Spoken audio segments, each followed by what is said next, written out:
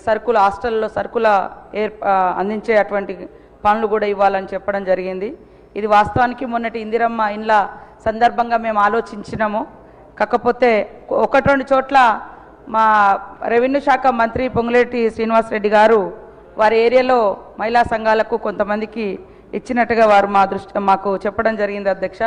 ఈసారి ఆ దిశగా కూడా మేము ఖచ్చితంగా ప్రోత్సహిస్తాం అధ్యక్ష.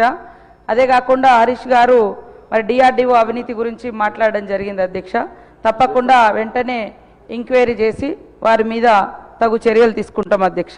అదేవిధంగా గండ సత్యన్న గారు కూడా ఇప్పుడు మన ప్రభుత్వ ఆధ్వర్యంలో మరి మహిళలకు ఇస్తున్నటువంటి అభివృద్ధి కార్యక్రమాలకు సంబంధించి చెప్తూ మరి వారు ఒకటి ప్రతిపాదన కూడా తీసుకురావడం జరిగింది.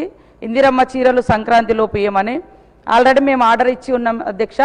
ఎన్ని వీలైతే అన్ని తీసుకొచ్చే విధంగా ఇంకా వేగవంతం చేసి అందించే ప్రయత్నం చేస్తాం. కాకపోతే మేము మార్చి 1 నుంచి మార్చి 8 అంతర్జాతీయ మహిళా దినోత్సవం సందర్భం వరకు పెద్ద ఎత్తున ఇచ్చి మళ్ళీ మార్చి 8 మీటింగ్ను కూడా గ్రాండ్గా చేసుకోవాలని మరి ఆలోచనతోటి చేయడం జరిగింది అధ్యక్ష.